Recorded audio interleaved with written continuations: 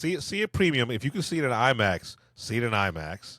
I would say, Right? see, this is one of the rare times I'm going to tell you, see it in Dolby because this movie's not shot for IMAX. So there was black bars at the top and bottom, and I was just like, Disney, you would have done better just renting out the Dolby theater. The Dolby theater has less seats, Right.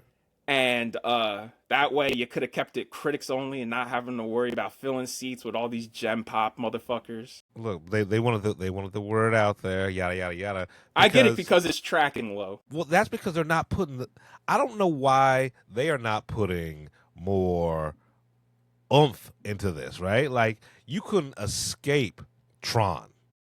Right? You couldn't escape the marketing for fucking Tron. The fact that it, there was a critic screening last week, and we get the screening yesterday. Right? Right, and the thing about what's crazy about it is there was a lot of top name critics at our screening last night, and I was just like, I was talking to people, I was like, you didn't get invited when they showed up. I was like, you didn't get invited to the one last week. They're like, nah, they just gave me this one. I'm like, how the no offense to you, Chris. Like, I mean this as no offense, but Chris, how the fuck did you get into the screening last week? Yeah, I don't know why they're trying to keep this under wraps, right? This is fucking good. And Yeah, man. You said it last night. This is you said it on like earlier in the show. This is a family, like as family friendly as Predator can be, right? Like you could take and it's PG-13, right? You could take your teenagers to this. You could take a 10-year-old to this, Yes, right? you can. Right? Which is wild because it's ultra violent, but also the movie's about fucking friendship, Right. right? It is Milo and Otis with fucking swords and disembowelments, which is a wild statement to say, right? But this is it is Predator and Friends, and I loved it. I love the fact that it was like, you know, it expands the lore, but also it changes the dynamic of what we see as a Predator. And it's fucking funny. I've never thought I would say a Predator movie's funny. And it's funny without, Trying. It's not trying. Right. Right. It's situational humor. It ain't the Marvel humor where it's like, this is stupid. No, it takes itself seriously, but it's situational humor.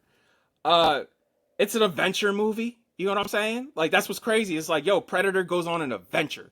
I love one person I follow on Letterboxd. They saw it last night and they're like, I can't not wait to see Predator Days of Heaven. I was like that. I read that shit and I could not stop laughing. But Dan Trachtenberg with these 3 Predator films, right? Prey, Killer of Killers, and this has proven that you can expand the Predator mythos, right? And be true to like the source material, but do some interesting and fun fucking things.